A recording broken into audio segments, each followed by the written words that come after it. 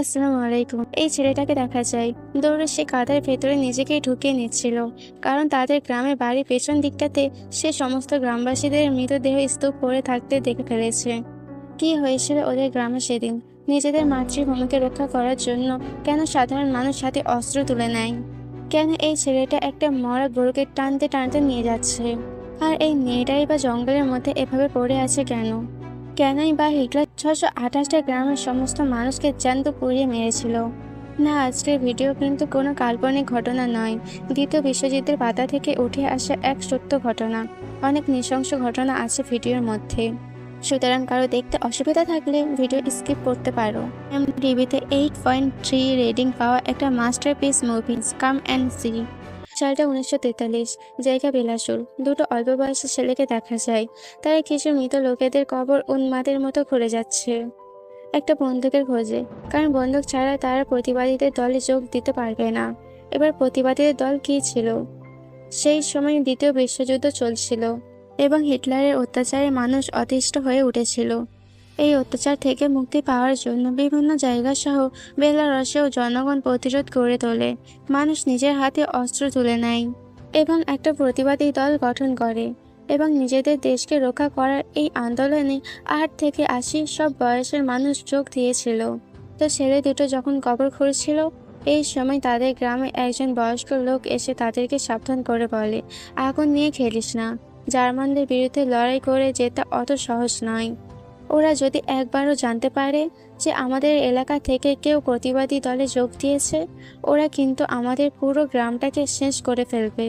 তবে অল্প বয়সের ছেলেগুলো তার কথায় বিশেষ পাত্তা দেয় না এবং হেসে কথাগুলো উড়িয়ে দেয়।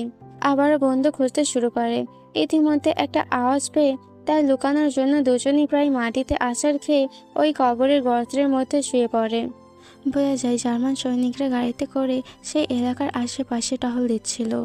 গ্রামবাসীদের মধ্যে আতঙ্ক এতটাই ছিল যে শুধুমাত্র জার্মানদের গাড়ির আওয়াজও তাদের ভয় পাওয়ার পক্ষে যথেষ্ট ছিল।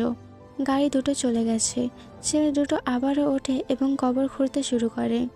এই ছেলেটা যে কবরে লুকিয়েছিল, সেই কবরের ভেতর থেকে সে একটা বন্দুক খুঁজে পায়। ছেলেটার নাম ফিওরা। কিন্তু এমন সময় উপরে একটা ফাইটার জেট দেখা যায়। সেই জেটে থাকা সৈনিকরা লক্ষ্য করে যে এই গ্রামের মধ্যে একটা ছেলে বন্দুক হাতে নিয়ে দাঁড়িয়ে আছে। ফাইটার জেটটা তো সেখান থেকে এইসব দেখে চলে যায়, কিন্তু কেউ কল্পনাও করতে পারেনি যে এরপর ফিওরাদের গ্রামবাসীদের সাথে কি হতে চলেছে। ফিওরা বাড়ি ফিরে আসে। ফিওরার মা যখন জানতে পারে সে একটা বন্দুক খুঁজে নিয়ে এসেছে জার্মানদের বিরুদ্ধে প্রতিবাদী দলে যোগ দেওয়ার জন্য, সে ভয়ে আটকে ওঠে। মায়ের মন তো বাচ্চাটাকে ওভাবে মরতে তো দিতে পারে না। মা ফিওরাকে নানাভাবে বুঝিয়ে আটকানোর চেষ্টা করে এবং দেখা যায় তখনই সেখানে প্রতিবাদী দলের কিছু সৈনিক আসছে, কারণ তারা খবর পেয়েছে এই এলাকার একটা ছেলের কাছে বন্দুক আছে এবং সেই ছেলেটা তাদের দলে যোগ দিতে চায়। দেখা যায় মায়ের হাজার বাধা এবং না যাওয়ার মিনতির পরেও ওই দলের লোকেরা প্রায় ধাক্কা দিতে দিতে ফিওরাকে বাড়ি থেকে নিজেদের সাথে নিয়ে চলে যায়। ফ্রোয়াকে তারা যে জায়গায় নিয়ে আসে, জায়গাটা একটা অদ্ভুত আজব জায়গা। লোকগুলো কেমন যেন অদ্ভুত টাইপের। ঘন জঙ্গলের অনেকটা গভীরে গা ছমছম করা কেমন একটা জায়গা। ওরা ক্যাম্প বা ঘাঁটি ঘিরে বসে আছে। এখানে জঙ্গলের বন্য পশু পাখি শিকার করেই তারা তাদের খাবারের প্রয়োজন মেটাতো। দেখা যায় প্রতিবাদী দলের মানুষেরা একজন জার্মান সৈনিককে আটক করতে সক্ষম হয়েছে, কিন্তু তাকে শাস্তি দেওয়ার বদলে দলের বেশিরভাগ সৈনিক মিলে তার সাথে ছবি তুলতে ব্যস্ত হয়ে পড়ে। ফিওরাকে কখনো রাতে তাদের ক্যাম্পের প্রবেশপথে পাহারা দেওয়ার ডিউটি দেওয়া হয়, আবারও কখনো তারা যে বড় লোহার পাত্রে রান্না করে সেটা পরিষ্কার করার দায়িত্ব দেওয়া হয়। পরদিন এই প্রতিবাদী দলের প্রধান এবং এই দলের যে হেড ছিল, যার নাম কোসাজ, সে জানায় যে হিটলার দিনের পর দিন যেভাবে অত্যাচার করে তাদের দেশের লোকেদের শেষ করে ফেলেছে, তাদেরকেও একজোট হয়ে নাসি সেনাদেরকে নির্মমভাবে হত্যা করতে হবে এবং এই দেশ থেকে তাদেরকে পালিয়ে যেতে বাধ্য করতে হবে। এবং আজ তারা জার্মান সৈনিকদের একটা ক্যাম্পের ওপর আক্রমণ করবে। দলের প্রধান কোসাজের নির্দেশে ফিওরা সেই ক্যাম্পেই থেকে যায়। বাকিরা অভিযানে বেরিয়ে পড়ে। এই ঘটনায় ফিওরা খুব দুঃখ পায়, কারণ সে তো সৈনিক হওয়ার জন্য, নিজের দেশের জন্য কিছু করার জন্য নিজের মায়ের বিরুদ্ধে গিয়ে ঘর বাড়ি ছেড়ে এই ঘন জঙ্গলে এসেছিল। সে এতটাই দুঃখী হয়, সে নিমেষের মধ্যে ঠিক করে নেয়, আমি আর এদের সঙ্গে থাকবো না। এদের সঙ্গে থাকলে আমি আমার দেশের জন্য কিছু করতে পারবো না। সে তার ব্যাগ নিয়ে ক্যাম্প ছেড়ে আবারও নিজের বাড়ির উদ্দেশ্যে রওনা দেয়। পথ চলতে চলতে এক সময় সে দূরে জঙ্গলের একটা জায়গায় এক ক্যাম্পে এই মেয়েটাকে পড়ে থাকতে দেখে। অবাক ব্যাপার, মেয়েটা এভাবে পড়ে আছে কেন? খানিকটা কাছে আসতেই সে লক্ষ্য করে মেয়েটা এখানে বসে বসে কাঁদছে। কিছুক্ষণ কথাবার্তা বলার পর তাদের দুজনের মধ্যে বেশ বন্ধুত্ব হয়ে যায়। মেয়েটা ফিওরাকে বলে, আমার নাম গ্লাসা। ফিওরা গ্লাসাকে জিজ্ঞাসা করে, তুমি এই জঙ্গলের মধ্যে কি করছো? তুমিও কি প্রতিবাদী দলে যোগ দেওয়ার জন্য এসেছিলে? কথাগুলো শুনে গ্লাসা কেমন যেন একটা হয়ে যায়, কেমন একটা অদ্ভুত আচরণ করতে থাকে। গ্লাসা যেন অদৃশ্য কারোর উদ্দেশ্যে একটা কথা বারবার করে বলতে শুরু করে। সে বলে, এদিকে তাকিয়ে দেখো, আমি তোমার সামনে এখনো দাঁড়িয়ে আছি। তুমি হয়তো মনে মনে মরে গেছো, অন্ধ হয়ে গেছো, পাখির ডাক হয়তো তোমাকে আর টানে না, কিন্তু জানো আমি এখনো ভালোবাসতে চাই, বিয়ে করে সংসার করতে চাই। আমি একটা স্বাভাবিক সুস্থ জীবন চাই। ক্লাসাকে এভাবে পাগলের মতো পোলাও বকতে দেখে ফিওরের মনে হয় ক্লাসা কেমন যেন একটা ঘোরের মধ্যে আছে। এই ঘন জঙ্গলের মধ্যে কিছু তো হয়েছে তার সাথে, কিছু তো একটার জন্য সে এসেছিল, কিন্তু হয়ে গেছে তার সাথে অন্য কিছু। ঠিক এই সময় আকাশে একটা জার্মানদের ফাইটার জেট উড়ে যেতে দেখা যায় এবং কিছুক্ষণের মধ্যে তারা লক্ষ্য করে যে সেই ফাইটার জেট থেকে কিছু সৈন্য প্যারাশুটে করে নেমে আসছে। তারা কিছু বুঝে ওঠার আগে তারা যেখানে দাঁড়িয়েছিল এবং কৌশাজের ক্যাম্পের জায়গাতেও জার্মান সৈন্যরা বোমা বিস্ফোরণ করাতে শুরু করে এবং পরপর এত বোম বিস্ফোরণের আওয়াজে কিছু গাছের আড়ালে আশ্রয় নেওয়া ফিওরা নাক আর কান থেকে রক্ত বেরিয়ে আসে। খানিকক্ষণের জন্য সে কানে শোনার ক্ষমতাও হারায়। এমন সময় ওপর থেকে কিছু জার্মান বা নাসি সৈনিককে দেখা যায়। গাছের ডালে তারা নিজেদেরকে বেঁধে ওপর থেকে গুলি করার বন্দোবস্ত করছিল। গ্লাসা রীতিমতো টানতে টানতে ফিওরাকে সরিয়ে নিয়ে যায়। সে চিৎকার করে বলে, এখান থেকে চলো, নয়তো ওরা আমাদের মেরে ফেলবে। মাটিতে হামাগুড়ি দিয়ে তারা একটা গর্তে আশ্রয় নেয়। দুজনে কোনো রকমে নিজেদের প্রাণ বাঁচায়। এর কিছুক্ষণ পর সেখানে জোরে বৃষ্টি নামে। একই তো নার্সের সৈনিকদের ভয়, কারণ তারা এই জঙ্গলের মধ্যেই আছে আর সম্ভবত তাদেরকে তারা ফাইটার জেট থেকে দেখেছে এবং তাদেরকে খুঁজছে। তার উপরে বৃষ্টির মধ্যে এই ঘন জঙ্গলের বাইরে বেরোনোর পথ বোঝা বেশ কঠিন। তাই তারা গাছের ডালপালা দিয়ে একটা মাথা গোজার মতো জায়গা তৈরি করে। সেই জঙ্গলেই তারা কিছুদিন গা ঢাকা দিয়ে থাকে ওই অবস্থায়। মানুষ যখন জীবনের একটা চরম পর্যায়ে আসে তখন তারা বুঝতে পারে যে যাদেরকে পেছনে ফেলে এসেছে তারা কতটা দামি ছিল। ফিওরা ভাবতে থাকে তার পরিবারের কথা। পরিবার থেকে দূরে গিয়ে বুঝতে পেরেছে একটা মানুষের কাছে তার পরিবারের কতটা দাম। এই ঘন নির্জন জঙ্গলের মধ্যে এতদিন ধরে তারা লুকিয়ে আছে। তারা তাদের মানসিক ভারসাম্য হারিয়ে ফেলে। দেখা যায় দুজন পাগলের মতো কখনো বৃষ্টির মধ্যে গা ভেজাচ্ছে, কখনো বা আনন্দে নাচতে শুরু করেছে। তাদের মানসিক ভারসাম্য কেমন যেন নষ্ট হতে শুরু করে। সেদিন বৃষ্টি থামার পর অনেক কষ্টে বাড়ির রাস্তা চিনে গ্লাসাকে নিয়ে ফ্লোরা নিচে গ্রামের বাড়িতে এসে পৌঁছায়। কিন্তু বাড়িতে তার মা বোনকে তো সে দেখতে পাচ্ছে না। ঘরের চারিদিকে তার ছোট বোনের খেলনাগুলো কেমন যেন অদ্ভুতভাবে ছড়িয়ে ছিটিয়ে পড়ে থাকতে দেখে। সে খাবার টেবিলের চারিদিকে সবজি পড়ে আছে। ফ্লোরা বুঝতে পারে তার বাড়িতে কিছু তো একটা ঘটে গেছে। ফ্লোরা ঘর থেকে এক দৌড়ে বেরিয়ে যায় এবং গ্লাসাকে বলে, আমি বুঝতে পেরেছি আমার পরিবার কোথায় গেছে। এই বলে সে উন্মাদের মতো ছুটতে শুরু করে। গ্লাসাও তার সঙ্গে ছুটে যায় এবং লক্ষ্য করে ফ্লোরাদের বাড়ির পেছনে পড়ে আছে লাশের স্তূপ। নাসিক সৈনিকরা তাদের গ্রামে এসে তার পরিবার এবং সেই এলাকার আরও মানুষকে নৃশংসভাবে মেরে রেখে গেছে এখানে। এ লাশের স্তূপ দেখে গ্লাসা আটকে ওঠে। ফ্লোরাকে কিছু না বলতে পেরে সেও পাগলের মতো ছুটতে শুরু করে। ছুটতে ছুটতে এক সময় দেখা যায় ফ্লোরা একটা পাকে ভরা পুকুরে ঝাঁপ দেয় এবং বলতে থাকে এই পুকুরটার ওই পাড়েই নাকি তার মা বোনেরা আছে। সে সম্পূর্ণভাবে মানসিক ভারসাম্য হারিয়ে ফেলেছে। গ্লাসও কেমন যেন একটা ঘোরের মধ্যে ফ্লোরার পেছন পেছন ওই পাকে ভর্তি পুকুরে নেমে পড়ে এবং অনেক কষ্টে ওই পাড়ে যখন ওঠে ফ্লোরা তো তার পরিবারকে দেখতে পায় না। গ্লাসা বলে, তোমার পরিবারের আর কেউই বেঁচে নেই, ওরা সব শেষ করে ফেলেছে, সবাইকে শেষ করে ফেলেছে। একবার গিয়ে দেখো তোমার বাড়ির পেছন দিকে ওদের লাশগুলো পড়ে আছে, ওরা আর কেউই জীবিত নেই। ওদেরকে আর কখনো খুঁজে পাবে না। কথাগুলো শুনে ফ্লোরা নিজেকে সামলাতে না পেরে প্রথমে গ্লাসের গলা টিপে ধরে এবং তারপর তাকে ধাক্কা দিয়ে জলে ফেলে দেয়। গ্লাসটাকে জলে পড়ে ছটফট করতে দেখে হঠাৎ করে ফ্লোরা চেতনা ফিরে আসে। সে নিজেই তাকে জল থেকে তুলে আনতে চায়, কিন্তু তখনই সেখানে প্রতিবাদী দলের একজন সৈনিক, যার নাম রুবেশ, সে এসে উপস্থিত হয়। সে গ্লাসটাকে বাঁচায় এবং গ্লাসের মুখ থেকে রুবেশ জানতে পারে যে ফ্লোরা তার পরিবারকে হারিয়েছে। ফ্লোরার মাথা যেন যন্ত্রণায় ফেটে যেতে শুরু করে। সেদিন মার কথা শুনে বাড়িতে থেকে গেলেই পারত। রুবেশ ফ্লোরা এবং গ্লাসটাকে নিজের সাথে এক জায়গায় নিয়ে যায়। দেখা যায় সেখানে ফ্লোরাদের গ্রামের যে বয়স্ক লোকটাকে মুভির শুরুতে দেখানো হয়েছিল, তার আগুনে ঝলসে যাওয়া দেহটা পড়ে আছে ওখানে। সে ফ্লোরাকে দেখে বলে, আমি তোমাদের সেই দিনই বারণ করেছিলাম, বন্দুক খোঁজার চেষ্টা করো না, ওরা জানতে পারলে ছেড়ে দেবে না। ঠিক তাই হলো, দেখলে তো, আমাদের গ্রামের কাউকে ছাড়েনি ওরা। আমাকে শেষ পর্যন্ত পুরোপুরি না মেরে আমার গায়ে পেট্রোল ঢেলে দেয়।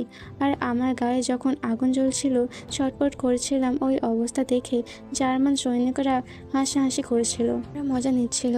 আমি একসময় কষ্ট সহ্য করতে না পেরে ওদের কাছে অনেক আকুতি মিনতি করি যাতে ওরা আমায় মেরে ফেলে, কিন্তু ওরা আমায় মেরেও ফেলেনি। মৃত এবং জীবিত অবস্থার মাঝখানে ছেড়ে গেছে আমাকে। কেন এটা করলে ফিউরা?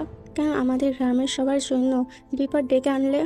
কথাগুলো শুনে ফিউরা কেমন যেন পাথরের মতো হয়ে যায়, কারণ সে কিছুতেই মেনে নিতে পারে না যে তার বোকামির জন্য, তার কাজের জন্য তাদের গ্রামে এত বড় বিপদ নেমে এসেছে, যে তার পরিবার সহ গ্রামের সবাইকে মেরে ফেলেছে নাস্তিক সৈন্যরা এবং কিছু মানুষকে জ্যান্ত আগুনে পুড়িয়ে দিয়েছে।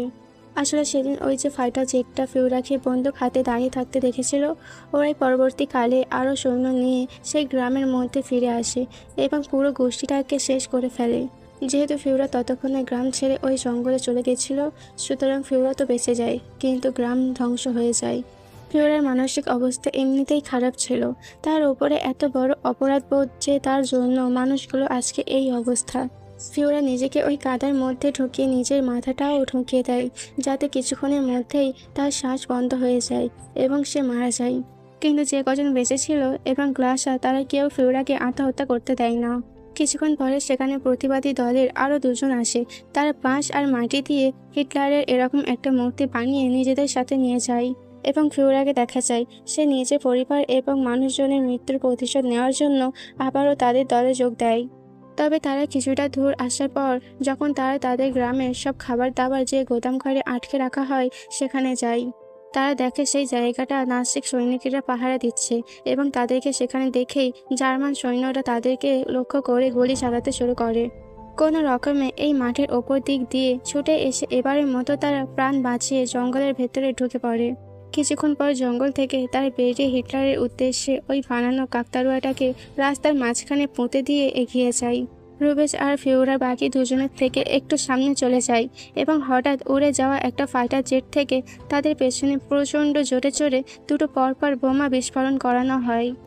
রুবেশ আর ফিওরা নিজেদের খানিকটা সামনে নিয়ে বোমা বিস্ফোরণের জায়গায় গিয়ে দেখে তাদের দলের বাকি দুজন কোথাও নেই। ফিরে আসতে গিয়ে রুবেশের চোখে পড়ে বিস্ফোরণে শরীর থেকে বিচ্ছিন্ন হয়ে যাওয়া এই পায়ের অংশটা। তারা বুঝতে পারে তাদের দলে বাকি দুজন প্রাণ হারিয়েছে, কিন্তু এখন শোক পালন করার সময় নয়, কারণ রাতের অন্ধকার নামছে।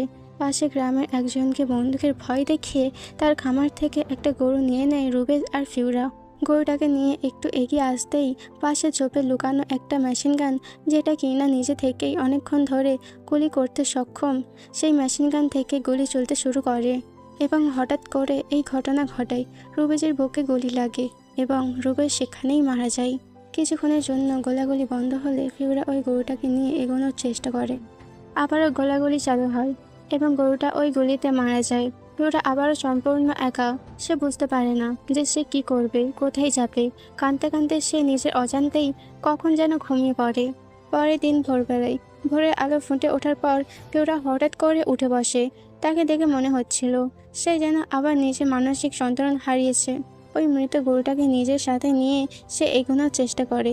তার একবারও এটা মনের মধ্যেও আসে না যে এই গরুটা তো মৃত, চলবে কি করে।